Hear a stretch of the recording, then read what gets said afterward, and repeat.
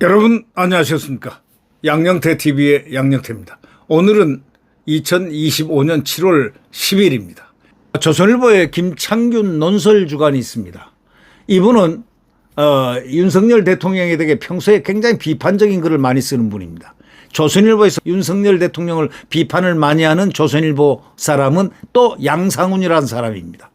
그런데 오늘은 김창균 논설주간의 글을 한번 읽어볼 필요가 있다 생각합니다. 그래서 제가 설명을 좀 하겠습니다.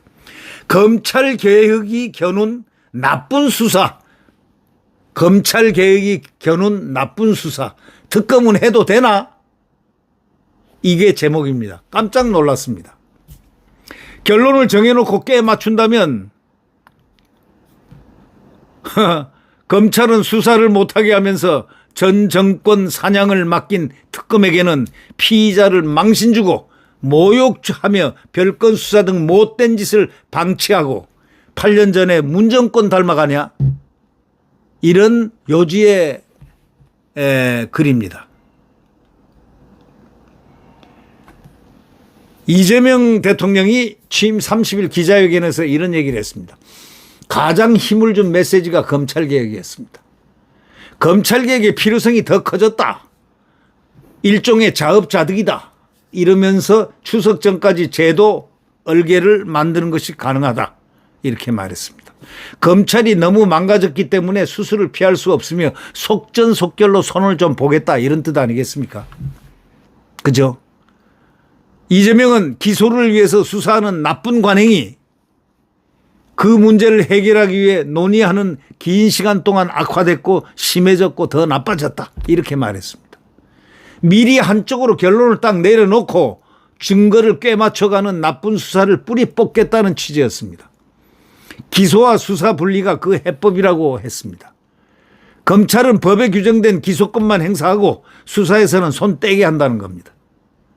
어디선가 이미 본 장면 기시감이 들지 않습니까? 기시감. 어디서 뭔가 봤다.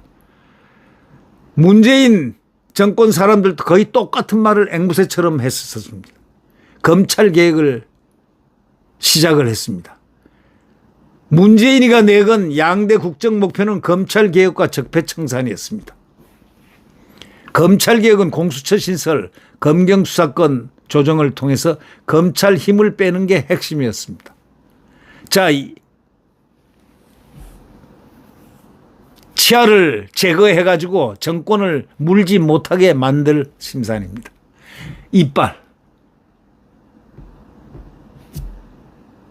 이빨을 먼저 싹 빼버려 제거해서 정권을 물지 못하도록 만들 심산이었습니다.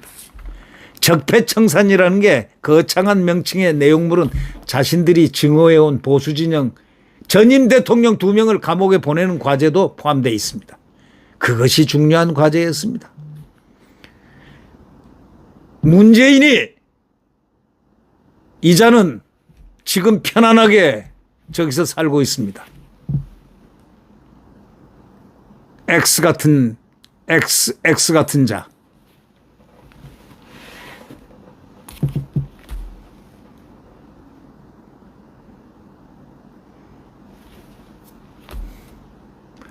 박근혜 전 대통령은 개인적으로 부정한 돈을 받은 적이 없었지만은 뇌물죄로 처벌받았습니다. 듣도 보도 못한 두 가지 희한한 법 논리가 동원됐습니다. 박 대통령과 경대 공동체인 최순실 씨가 삼성에서 승마 지원금을 받았다는 것이 첫째고, 삼성은 박 전 대통령에게 직접 부탁한 적은 없지만 묵시적인 청탁을 했다. 이런 게 둘째였습니다. 이게 바로 한동훈이가 개 XX한 결과, 수사 결과입니다. 네.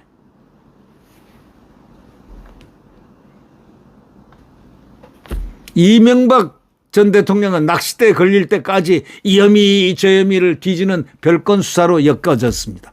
당초는 국정원 댓글 지시 혐의로 수사를 시작했다가 그다음에 특수활동비 전형적으로 방향을 틀었고, 그것도 소득이 없자 다 쓰는 누구 거냐, 10년 전 논란까지 거슬러 올라갔습니다. 마침내 변호사비를 삼성에 대납시켰다는 혐의가 하나 딱 낚였습니다.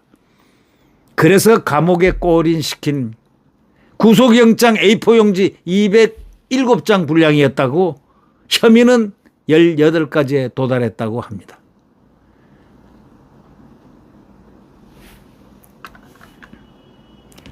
박 전 대통령은 22년, 이명박 대통령은 17년 중형을 선고받았습니다.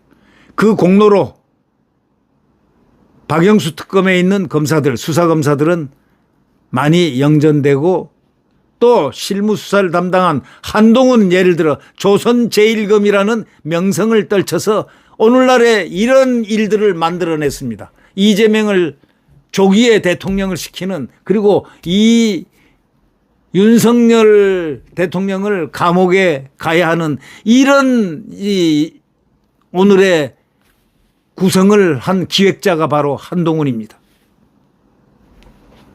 이자가 보수를 괴멸시켜놓고 보수에 가서 대통령을 하려고 껍죽껍죽 하지만 그것이 잘 될지 안 될지는 모르겠습니다. 조선 제1검 명성을 얻은 한동훈, 정권을 만족시킨 검찰의 위세는 하늘을 찔렀습니다. 검찰개혁은 자연스레 힘을 잃었습니다. 이재명 대통령이 검찰개혁을 논의하는 과정에서 오히려 검찰 수사가 악화되고 심화됐고 더 나빠졌다고 개탄하게 된 이유가 바로 그거 아닌가라고 얘기합니다. 이재명 정권이 내디딘 첫걸음도 문 정권과 많이 닮았습니다. 네. 한 손에 검찰개혁, 다른 손에는 내란 종식 깃발까지 들었습니다. 아니 무슨 내란입니까?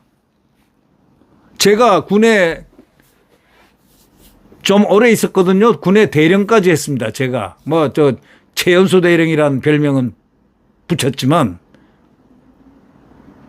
근데 제가 군대에 있어 보니까 제가 중심부에 있었기 때문에 이렇게 보면 계엄이라는 거는 절대 내란이 아니에요. 절대 내란이 아니에요. 근데 지금 내란이에요, 내란. 이걸 내란이라고 명명을 한 자가 한동훈이가 명명을 했다는 거예요. 조선 제1검은 어디 가도 제1검 표시를 낸 모양입니다.